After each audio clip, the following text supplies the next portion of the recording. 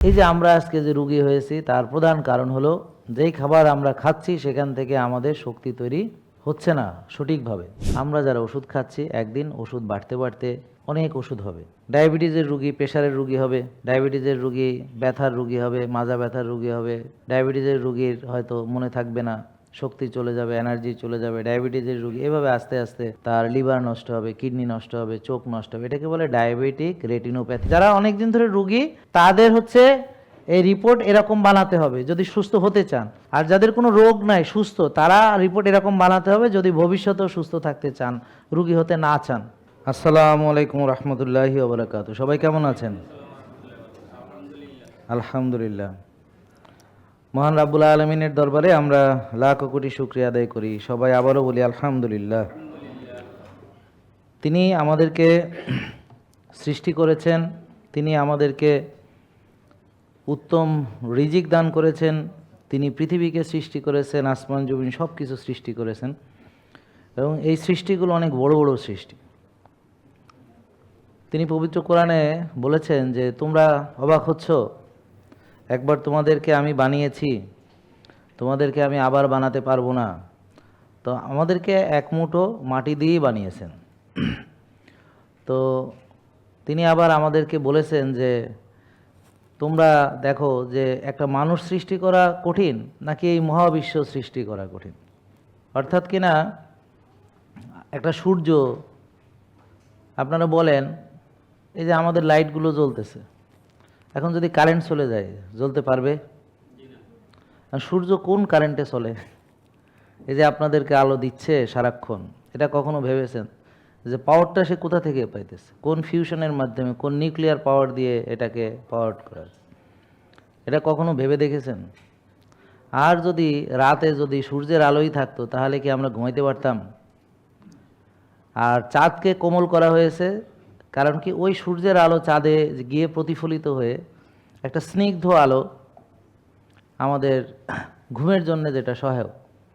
তো এগুলো তৈরি করা বেশি কঠিন। মহাবিশ্ব এবং পবিত্র কোরআনে আল্লাহ বলেছেন যে মহাবিশ্বকে তিনি সৃষ্টি করেছেন। এই যে আমরা তারা দেখি, তারা দেখে পথ চিনি, আমরা চাঁদ দেখে দেখে রোজা রাখি, রোজা ভাঙ্গি, দিনের গণনা করি, মাসের গণনা করি, তো এগুলোর অনেকগুলো কাজ আছে। এখন আমরা যদি ঘুমাইতে না পারতাম তাহলে কি হইতো? যে লোকের ঘুম নাই তারা যে জিজ্ঞেস করেন, আমাদের কাছে যে রুগীগুলো আসে যারা ঘুমাতে পারে না, তাদের বুক ধড়ফড়ানি, কলজা কাঁপানি, তাদের মন খারাপ, তাদের ডিপ্রেশন, তাদের প্রেশার বেশি, তাদের হজম হয় না, তাদের হাড় ব্যথা, তাদের গিরা ব্যথা, তাদের মাথা ব্যথা, তাদের মানে বলতে গেলে সব জায়গায় সমস্যা। দেখেন যে ঘুমাতে পারছেন, এমনকি আমাদেরকে ফলো করে তো কিন্তু ঘুমাতে পারছে না, দেখা গেল তার সুগার কন্ট্রোল হচ্ছে না, প্রেশার কন্ট্রোল হচ্ছে না, জিজ্ঞেস করলে বলে আমি ঘুমাইতে পারি না, ঘুম আসে। তাই ঘুম যে একটা আল্লাহর কত বড় নিয়ামত। এখন যদি রাত না থাকতো ঘুমাইতেন কেমনে? তাই জন্য আল্লাহ তাআলা বলেছেন যে তোমাদের জন্যে রাতকে ঘুমের জন্যে আমি সৃষ্টি করেছি। আর অন্ধকার যদি না থাকতো, আলো তো আপনি বুঝতে পারতেন না আলোর মর্যাদাটা কি। তো সূর্যের আলো যদি না থাকতো তাহলে আমরা কিভাবে শক্তি পেতাম? আপনারা কি জানেন যে আমাদের যে পৃথিবীতে আমরা যা কিছু করি না কেন, এনার্জিটা কোথা থেকে আসে? ধরেন আপনি যে খাবারটা খাচ্ছেন, তো একটা খাবারের নাম বলেন ভাই। ভাত। তো ধান, এই ধানটা ওরা কি খায়? ওরা খায় সূর্যের আলো। বুঝতে পারছেন ওরা শক্তিটা কিভাবে তৈরি করে? সূর্যের আলো থেকে তৈরি করে। ঘাস আপনি দেখেন ঢেকে রাখেন, কি হবে? ওই যে বলি না ঢাকার ঘাস কি, কেন? ওরা যে সালোক সংশ্লেষণ যেটা, তো ওরা ওই সূর্য থেকে ফটোসিনথেসিস, সূর্যের আলোকে ব্যবহার করে তার যে শক্তি তৈরি করার ক্ষমতা থাকে না যদি সূর্যের আলো না থাকে। এখন সূর্যের আলো দেখেন আমরা যে কি গরু খাচ্ছি, গরু কি খায়? ঘাস খায়। এখন ঘাস যদি সূর্যের আলো না পায় তাহলে ঘাস শক্তি তৈরি করতে পারে না। তো এই যে সূর্যের আলোর মাধ্যমে এই কার্বোহাইড্রেটগুলো তৈরি হচ্ছে। এই কার্বোহাইড্রেট গরু খাচ্ছে, গরু খেয়ে গরুর মাংস হচ্ছে। দেখেন ঘাস খাচ্ছে কিন্তু মাংস হচ্ছে। ঘাস খাচ্ছে, সেখান থেকে হাড্ডি হচ্ছে। চিন্তা করেন, হাড়ের মতো একটা মজবুত জিনিস ও খাচ্ছে কিন্তু ঘাস। আবার দুধের রং কিন্তু সবুজ না, দুধের রং কি? সাদা। আর রক্তের রং? তা গরু আপনি দেখেন জবাই করেন, যদি ঘাস খাওয়া একটা গরুই জবাই করেন, তার ভিতরে কি লাল রক্ত নেই? তো সাদা দুধ গরু দহন করলে আপনি দুধের রং কি সাদা না? হাড় আছে না? তো এখন আল্লাহ তাআলা এই যে দেখবেন যে আমরা একজন নবীর নাম শুনেছিলাম যে মাছের পেটে গিয়েছিল। তো দেখেন আল্লাহ তাআলা মানুষকে কতভাবে পরীক্ষা করেন। এই মাছের পেটে তিনি কি মরে গিয়েছিলেন? জীবিত ছিলেন। তা আল্লাহ নানানভাবে মানুষকে রিজিক দিতে পারেন। এখন আমাদের জন্য আল্লাহ তাআলা যেই খাবারগুলোকে হালাল এবং তৈয়ব বলেছেন, তোমরা সেগুলো ভক্ষণ করো, সেগুলো খাও। এখন আমরা যদি আমাদের জন্য নির্দিষ্ট খাবার বাদ দিয়ে অন্য কোনো খবিশ খাবার খাই, বা হালালের বদলে হারাম খাই, বা হারাম ইনকাম দিয়ে খাবার খাই, তাহলে আমরা কি কল্যাণ লাভ করতে পারবো? এই যে আমরা আজকে যে রুগী হয়েছি, তার প্রধান কারণ হলো যেই খাবার আমরা খাচ্ছি সেখান থেকে আমাদের শক্তি তৈরি হচ্ছে না সঠিকভাবে। তারপর আমরা রুগী হচ্ছি, আরও ওষুধ খাচ্ছি। এখন ওষুধ তো আপনারা জানেন যে অনেক দিন খেলে সেটার পার্শ্ব প্রতিক্রিয়া আছে, আছে কি নাই? এই যে আজকে যে ওই যে মুরব্বী এসেছে, তো ওনার তো অনেক দিন ধরে ওষুধ খায়। তা এখন ওষুধ খেতে খেতে দেখবেন যে তার অবস্থা একেবারে শেষ পর্যায়ে চলে গেছে। যারা সুস্থ আছে তারাও যদি এই খাবারগুলো খায়, একসময় রুগী হবে। রুগী হয়ে সে আবার ওষুধ খাবে, এবং ওষুধ খেতে খেতে খেতে খেতে একদিন দেখবে তার কিডনি নষ্ট হয়ে গেছে, একদিন দেখবে তার লিভার নষ্ট হয়ে গেছে। তো এখন যাদের লিভার নষ্ট হবে সে লিভারে ডাক্তার দেখাবে। তো ডাক্তার দেখবে যে সে আগে কি করছে, দেখবে যে আরেকজন এমবিবিএস ডাক্তার বা তার মতো আরেকজন ডিগ্রিধারী কোনো ডাক্তার চিকিৎসা করছে। তো এখন লিভার নষ্ট হলে বলবে তাহলে ঠিকই আছে। কিন্তু যদি আপনি বলেন যে আপনি জাহাঙ্গীর কবিরকে ফলো করছেন, তাহলে বলবো ওনারে ফলো করে তোমার লিভার নষ্ট হয়েছে। কথা বুঝেন না? আমরা যারা ওষুধ খাচ্ছি, একদিন ওষুধ বাড়তে বাড়তে অনেক ওষুধ হবে। ডায়াবেটিসের রুগী প্রেশারের রুগী হবে, ডায়াবেটিসের রুগী ব্যথার রুগী হবে, মাজা ব্যথার রুগী হবে। ডায়াবেটিসের রুগীর হয়তো মনে থাকবে না, শক্তি চলে যাবে, এনার্জি চলে যাবে। ডায়াবেটিসের রুগী এভাবে আস্তে আস্তে তার লিভার নষ্ট হবে, কিডনি নষ্ট হবে, চোখ নষ্ট হবে। এটাকে বলে ডায়াবেটিক রেটিনোপ্যাথি, চোখ। তো ডায়াবেটিসের চিকিৎসা করতেছে, হ্যাঁ। ওষুধ খাচ্ছে, জি। ডাক্তার দেখাচ্ছে, ইয়েস। নাকি ভুল বলতেছি? দেখেন তো, আপনারা এখানে রুগী নাই, ডায়াবেটিসের কে কে আছেন হাত তোলেন। তো দীর্ঘদিন ধরে কারা চিকিৎসা করাচ্ছেন? মুরব্বী কতদিন ধরে চিকিৎসা করাচ্ছেন? 25 বছর? আসেন, নিয়ে আসেন, এদিকে আসেন। তা আপনাদের যদি বুঝতে অসুবিধা হয়, আমরা দেখাইতেছি যে চিকিৎসা করতে করতে আপনাদের পরিণতি কি হবে। আমি সত্য বলি না মিথ্যা বলি? দেখেন, এখন ডাক্তাররা আশা করতেছে ওদের মতো আমরাও মিথ্যা তথ্য দিব রুগীদেরকে, বলবো যে চিনি খেয়েন না, কিন্তু তাকে ভাত খেতে বলবো, রুটি খেতে বলবো, ফল খেতে বলবো, দুধ খেতে বলবো। তো এইভাবে রুগীদের সাথে আমরা কিভাবে প্রতারণা করতে পারি বলেন? একটা রুগীকে বললাম চিনি খেয়েন না, আপনার চিনি বেশি। এই যে দেখেন মুরব্বী ওই যে আসতেছে, বলেন আসসালামু আলাইকুম। ওয়ালাইকুম আসসালাম। ভালো আছেন বাবা? সুস্থই আছে। আলহামদুলিল্লাহ। দেখেন উনি সুস্থ আছে বলে উনি ভাবতেছেন, এটা হলো একটা আল্লাহর শুকর বান্দা। কিন্তু আপনারা সবাই বুঝতেছেন যে উনি সুস্থ থাকলে আজকে এখানে আসতো না। আর উনি যে আপনি, ওনার কি হয়? আমার আব্বা। আপনি বলেন যে ওনার কি কি সমস্যা, ফাইলগুলো দেন। তা এগুলো কি ওনার জীবনের সব ফাইল নাকি আরো ফাইল আছে? আরো ফাইল আছে, সবগুলো তো আর আনা সম্ভব হয় না। না, আনলে ভালো হইতো, তাহলে আমি দেখাইতে পারতাম যে একটা রুগী বড় রুগী হওয়ার জন্য কি পরিমাণ টাকা খরচ করে, কত ডাক্তার দেখায়। তা এগুলো মনে করেন যত পরামর্শ যা ডাক্তাররা দিয়েছে সব না ঠিক, এবং এই ঠিক পরামর্শ মেনে মেনে উনি এখন এই রুগীই আছেন। বলেন আপনি ওনার সমস্যাগুলা যে ওনার একটু কাছে নিয়ে বলেন, তাহলে বর্তমানে ওনার সমস্যা ঠিকমতো ঘুম আসে না, ঘুম আসে না। মানে একএমজি যেটা ঘুমের মানে বেশি পাওয়ার, ওইটা খাইলে রাত্রে 2 ঘন্টা ঘুম আসে। দ্বিতীয়ত হাড়ে সমস্যা, ডান হাতে প্রচন্ড ব্যথা, ইনজেকশনও দিচ্ছে কয়েকবার, মানে এখনো সুস্থ না, ওই জন্য উনি মানে কষ্ট বোধ করতেছে। জি। 3 নম্বরে ওনার প্রোস্টেটের সমস্যা আছে, ওটার জন্য ট্যাবলেট খায়, মানে ঠিক মতো মানে প্রস্রাব ক্লিয়ার হয় না এই জন্য। চতুর্থত ওনার হইল কোষ্ঠকাঠিন্য, হুম মানে টয়লেট ঠিক মতো হয় না, এর জন্য মানে ডাক্তারি লাইনে যত মেডিসিন আছে সবই খাওয়া হয়েছে, হুম এমনকি স্বর্ণপাতার গুঁড়া যে বলে ওইটাও খাওয়া হয়েছে, হুম মানে কোনো কিছুতেই স্বস্তি নাই। হুম তারপরে মনে করেন যে পেটে আরো সমস্যা আছে আর কি। জি, তাহলে দেখলেন যে ওনারা অনেক ডাক্তার দেখাইছে, অনেক চিকিৎসা করছে, কিন্তু রুগী সুস্থ হইলে এখানে আসতো না। তা আমরা চাই যে প্রিয় ডক্টরগণ, আপনারা আপনাদের রুগীকে সুস্থ করে তুলুন, ওষুধ মুক্ত করে তুলুন, তারা আর এখানে আসবে না। যদি আপনি না পারেন তখন হয়তো তারা বাধ্য হবে আসবে। বাবা ধন্যবাদ। ঠিক আছে, এখানে অনেক ওষুধ আছে, কয়টার নাম বলবো? এখানে অনেকগুলা ওষুধ। বসেন, আস্তে আস্তে নিয়ে যান। জি, আল্লাহ ভরসা, আল্লাহ আপনাকে ভালো রাখুক, ভালো হয়ে যাবেন ইনশাল্লাহ। আমরা একটু খুব সংক্ষেপে ডায়াবেটিসের মূল কারণ নিয়ে আলোচনা করব, এবং যেহেতু আমি এখানে আপনাদের নিয়ে আমার কারবার, অর্থাৎ যারা ডাক্তার না, যারা রুগী এবং বিভিন্ন ডিসিপ্লিন থেকে আপনারা এসেছেন, যেমন ওই যে উনি মুরব্বী এসেছেন, ওনাকে মনে হয় ওনার মেয়ে ধরে নিয়ে আসছে জোর করে, আমি জানি না, ওই যে ওনার সাথে কে আসছে, আপনি ধরে নিয়ে আসছেন, তা উনি কিছু বোঝে বইলা মনে হয় না। আর উনি আমার কথা কিছু বুঝতেছেন, আপনি মনে হয় না বুঝতেছেন?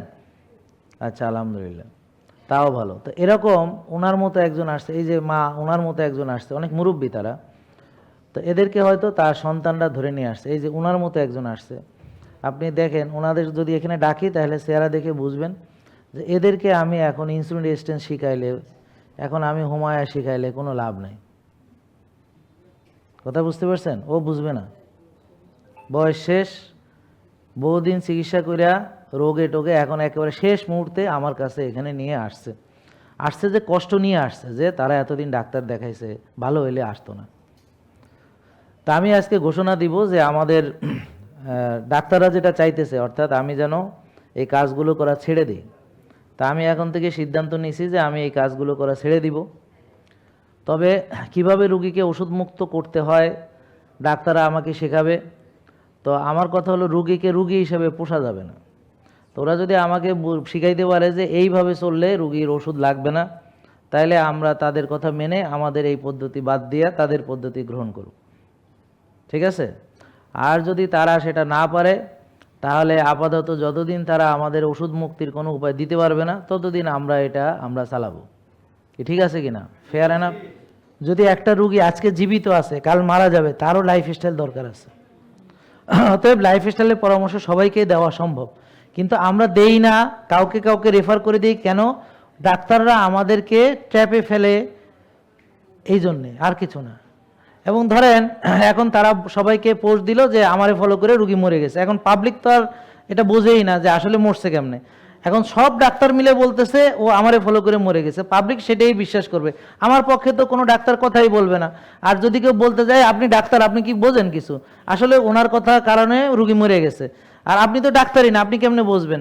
তো এখন আমি যদি কোনো একটা, আমার রুগী উনি আসছে, উনি সিরিয়াস, এখন ওনাকে বললাম যে আপনি একটা লাইফস্টাইল ফলো করেন, তাহলে করতে গেলে এখন ওনার তো এমনিতেই তো কয়দিন পর পর সমস্যা হয়, হাসপাতালে ভর্তি হওয়া লাগে।